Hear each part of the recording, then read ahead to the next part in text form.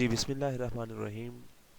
मैं हूं सादिक हुसैन और आप देख रहे हैं आपका अपना यूट्यूब चैनल बायोलॉजिज़म में आज जिस टॉपिक पे हम बात करेंगे उसके बारे में आपने जो एक हमारी इंट्रोडक्शन के बाद छोटी सी कुछ सेकंड की वीडियोस थी उस वीडियो से ज़रूर अंदाज़ा लगा लिया होगा।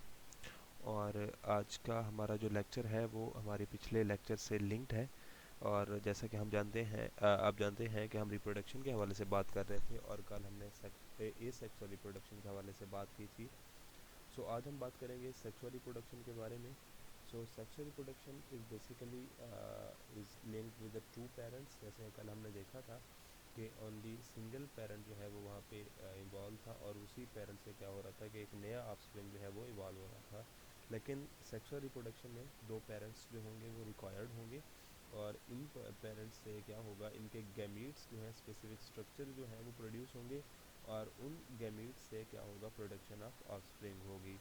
सो फ्यूजन होगी सबसे पहले उन दोनों गैमीट्स की एंड देन वहाँ से जो है नया एक ऑर्गेनिज्म प्रोड्यूस होगा। सो गैमीट्स क्या होते हैं? The gametes are basically produced by the gonads and then male gamete होता है और फीमेल गैमीट होता है। जो हमारे पास मेल गैमीट होता है उसको हम स्पर्म कहते हैं जी। यहाँ पे आपके सामने लिखा नज़र आ रहा है दैट इज स्पर्म। ये क्या होता है? मेल गैमीट होता है। And then we have the female body and female gamete जिसको हम ओवम कहते हैं या उसको साथ एग कहते हैं। और देन क्या होता है, इन एग और स्पर्म का जो है फ्यूजन होती है और उस प्रोसेस को हम फर्टिलाइजेशन बोलते हैं। और फ्यूजन कैसे होती है? जैसे यहाँ पे आपके सामने मैं डायग्राम बनाने की कोशिश करता हूँ। सपोज दैट कि ये हमारे पास एग है और ये यहाँ पे अगर मैं बना सकूँ तो ये हमारे पास स्पर्म होता है। अब क्या होगा कि ये स्पर्म जो है, अब ये तो either it is loaded with in the pouch of the body या फिर क्या हो जाता है कि दोनों को बाहर शेड कर दिया जाता है और अब इन दोनों का यहाँ पे मिलाप होगा और मिलाप होने के बाद यहाँ पे एक नया जो है स्ट्रक्चर बन जाएगा आफ्टर फर्टिलाइजेशन, जिसको हम जाइगोट का नाम देंगे। तो ये हमारे पास क्या होगा? जाइगोट होगा। सो इनका जो फ्यूजन का प्रोसेस है उसको बेसिकली हम क्या नाम देते हैं? फर्टिलाइजेशन। सो इस जाइगोट से क्या होता है, एक नया इंडिविजुअल जो है वो एग्जिस्ट करता है या एक नया इंडिविजुअल जो है प्रोड्यूस होता है। सो हमारे पास सेक्सुअल रिप्रोडक्शन की टू प्रोसेस हैं जैसा कि आप यहाँ पे देख सकते हैं। One is internal and the other one is external. अब इंटरनल क्या होती है और एक्सटर्नल क्या होती है इसके बारे में हम अब डिस्कस करते हैं। दैट इज़ सबसे पहले एक्सटर्नल फर्टिलाइजेशन के हवाले से बात की जा रही है। सो एक्सटर्नल फर्टिलाइजेशन जो है that is only related to aquatic organism, जिसमें हमारे पास कुछ फिशेस आती हैं, एम्फीबियंस हैं और उसके साथ साथ कुछ इक्वेटिक्स प्लांट्स हैं। अब ये इक्वेटिक प्लांट्स, फिशेस या एम्फीबियन क्या करते हैं, ये दोनों जो फीमेल और मेल होते हैं ये दोनों स्पर्म और एग जो हैं ये शेड कर देते हैं इन अ वाटर। और ये जो हैं दोनों ने हमेशा आप लोगों ने याद रखना है कि ये जो शेड किए जाएंगे ये ग्रेट इन नंबर होंगे। अब ग्रेट इन नंबर क्यों होते हैं? क्योंकि वाटर फ्लो कर रहा होता है तो उसके साथ जो हमारे पास एग हैं या स्पर्म हैं उन दोनों के डिस्चार्ज हो जाने का या डिस्ट्रॉय होने का जो चांसेस हैं वो ज़्यादा होते हैं। सो इसी वजह से क्या होता है कि जो हमारे पास नंबर ऑफ़ स्पर्म है और नंबर ऑफ़ एग हैं वो लातादाद या अनकाउंटेबल नंबर में जो है सेट किए जाते हैं और उनमें से स्मॉल नंबर ऑफ़ एग्स जो होते हैं वो फर्टिलाइज हो पाते हैं। देन वी हैव जी इंटरनल फर्टिलाइजेशन। इंटरनल फर्टिलाइजेशन एक ऐसा प्रोसेस है जिसके अंदर आप ये देखेंगे कि जो हमारे पास स्पर्म है by male that is ejaculated और trapped within the body of the female. और इससे क्या होता है कि जो हमारे पास चांसेस होते हैं फर्टिलाइजेशन होने के वो बहुत ज़्यादा होते हैं और जाइगोट फॉर्मेशन जो होती है वो भी इंटरनली होती है। एंड देन इंडिविजुअल जब हमारे पास बर्न करता है तो उसके बाद उसको बाहर निकाला जाता है। Internal fertilization occur in insects, reptiles और उसके साथ साथ बर्ड एंड देन मैमल। तो इन ऑर्गेनिज्म के अंदर क्या होती है? फर्टिलाइजेशन हमेशा इंटरनल होती है।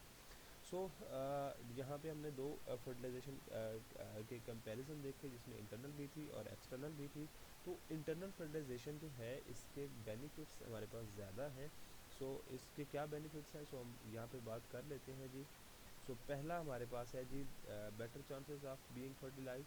अब जैसे जो स्पर्म है अगर हम उसको इजैकुलेट कर देते हैं फीमेल बॉडी के अंदर तो जो एग हैं उसके चांस होने के फर्टिलाइज होने के चांसेस जो हैं वो बढ़ जाते हैं और वेस्टेज ऑफ गैमीट जो है ये कम हो जाती है। जबकि जो सेकंड इसका जो हमारे पास बेनिफिट है वो ये है कि जो हमारे पास डेवलपिंग यंग वन होते हैं वो अपनी जो नरिशमेंट है वो भी अपनी मदर के अंदर ही लेते हैं, तो इस वजह से क्या होता है उनकी जो ग्रोथ है वो भी प्रॉपर तरीके से होती है। अब हम कंपैरिजन के हवाले से बात करेंगे जी। कंपैरिजन हमारे पास सबसे पहले हम सिमिलैरिटीज़ की बात करेंगे। तो सिमिलैरिटी सबसे ज़्यादा जो हमारे पास देखने को हमें मिलती है वो ये है कि प्रोडक्शन ऑफ न्यू जनरेशन है। शुरू में कल के लेक्चर में अगर आपने लेक्चर देखा है तो इट्स गुड।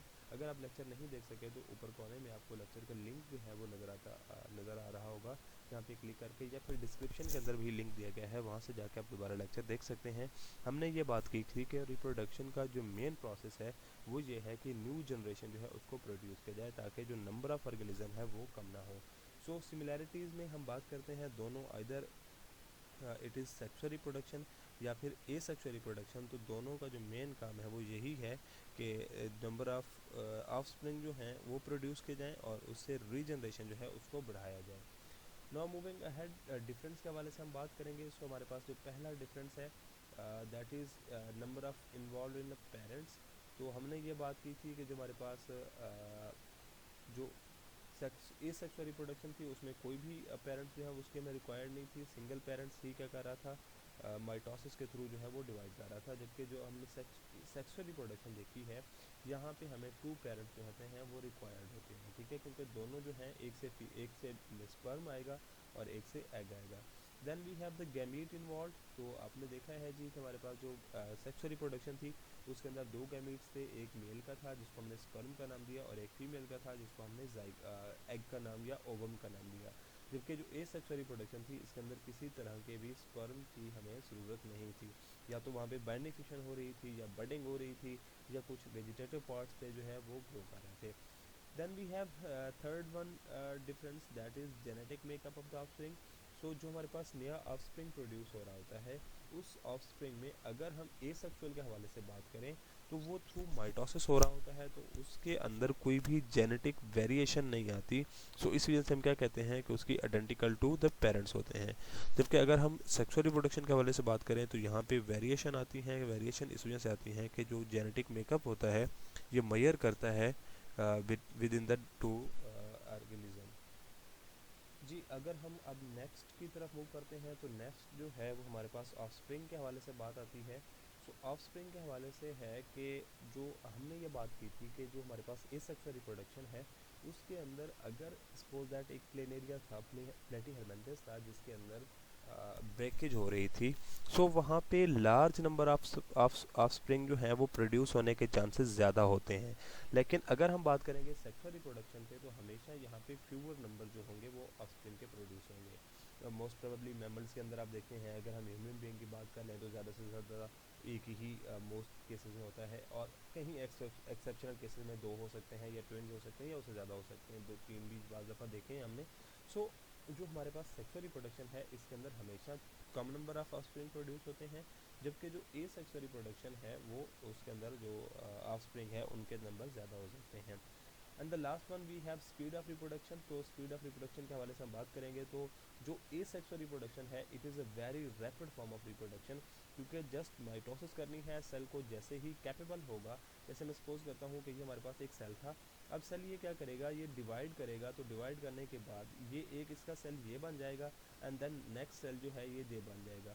तो माइटोसिस के केस में हमने ये देखा कि इससे दो सेल बन गए हैं। अब ये सेल कुछ थोड़े से टाइम गुजारेगा और टाइम गुजारने के बाद ये सेल जो है वो एस फेज में जाएगा, इसकी ग्रोथ होगी, और जैसे ही इसकी कंप्लीट ग्रोथ होगी तो ये फर्दर टू सेल के अंदर डिवाइड कर जाएगा। क्योंकि माइटोसिस का टाइम जो हमारे पास रेट है वो बहुत ज़्यादा रैपिड है, तो इसमें से क्या होगा कि यहाँ पे ये दोबारा दो सेल जो हैं इसके जनरेट हो गए।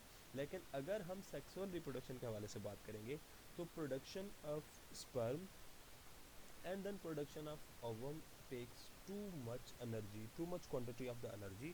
इसी वजह से हम क्या कहते हैं कि यहाँ पे रेट ऑफ रिप्रोडक्शन जो होता है वो कम होता है, लेस रैपिड ऑफ रिप्रोडक्शन है। होपफुली आपको रिप्रोडक्शन के हवाले से जो है वो टॉपिक्स क्लियर हो चुके होंगे। सेक्सुअल रिप्रोडक्शन की भी समझ आ गई होगी, सेक्सुअल रिप्रोडक्शन की भी समझ आ गई होगी। अगर आपको कोई क्वेश्चन है तो ज़रूर कमेंट सेक्शन में मेंशन कीजिएगा, और हम मिलते हैं बहुत जल्द एक नए सेक्शन में।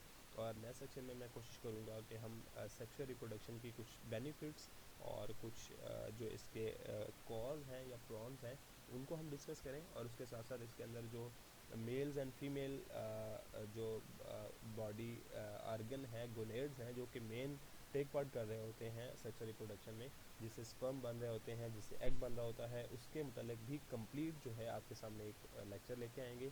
तो तब तक मुझे दीजिए इजाज़त, अपना बहुत सारा ख्याल रखिएगा, अल्लाह हाफिज़।